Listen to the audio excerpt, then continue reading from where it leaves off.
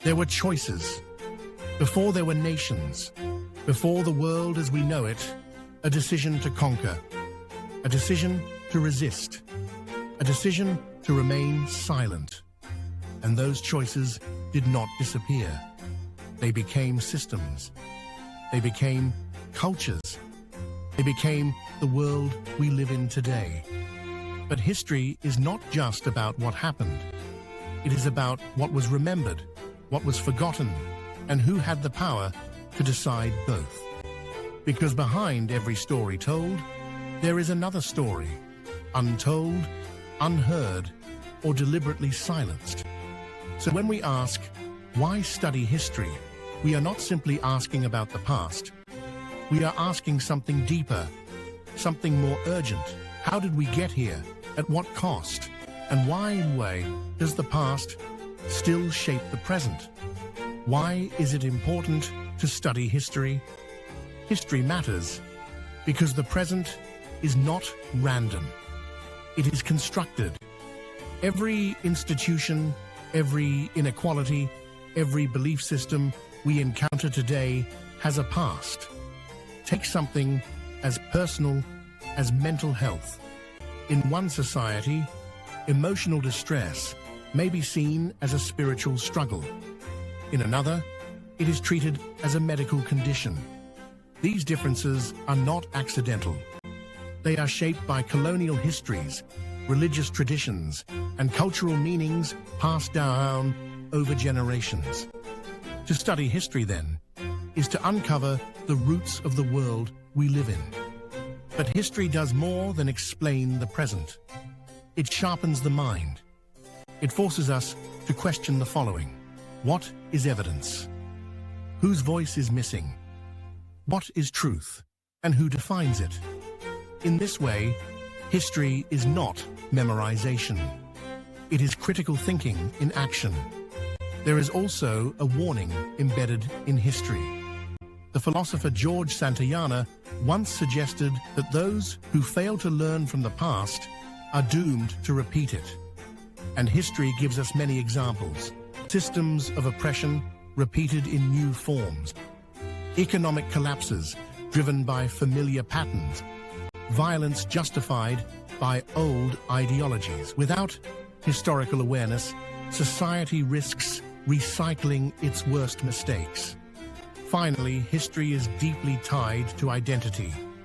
It answers questions like, who are we? Where do we come from? What struggles shaped our existence? For communities whose histories were erased or distorted, studying history becomes an act of recovery and resistance. It is not just academic, it is personal. How can we understand history? Understanding history is not as simple as reading a textbook. History is not a fixed story. It is an interpretation built from evidence. The first step is sources. Historians rely on letters, diaries, government documents, oral histories, artifacts. These are called primary sources, direct traces of the past. Then there are secondary sources, interpretations written later. Sources alone are not enough, because every source carries a perspective. This is where interpretation comes in.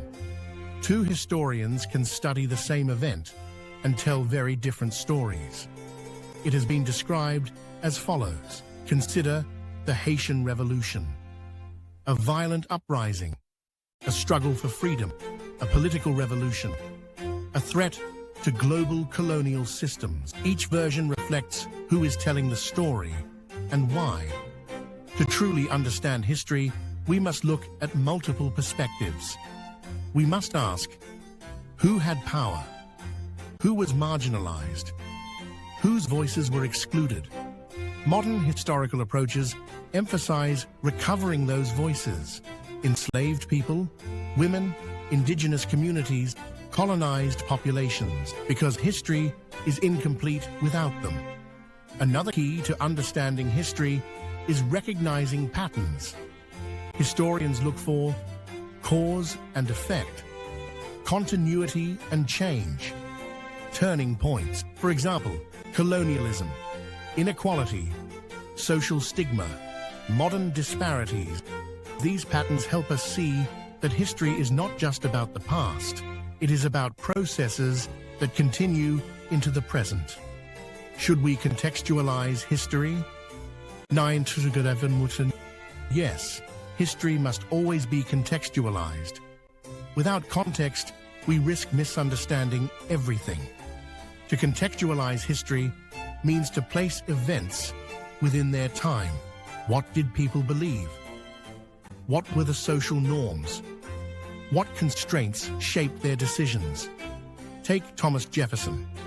He wrote about freedom and equality, yet he enslaved people. Without context, this appears as simple hypocrisy. With context, we see a deeper contradiction. Enlightenment ideals, economic dependence on slavery, political limitations of the time. Context does not excuse actions, but it helps us understand complexity rather than reduce history to judgment alone. Context is especially important when comparing cultures.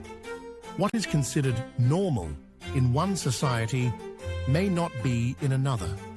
For example, spiritual explanations of distress in Haiti, clinical diagnoses in the United States. Without context, one may be wrongly labeled as backward or incorrect.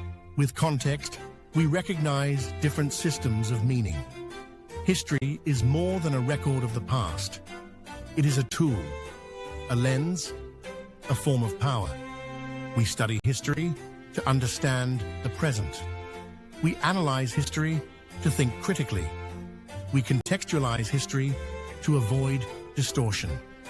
And ultimately, we engage with history to become more aware of the world we are shaping. Because the question is not only what happened, but also what will we do with what we know.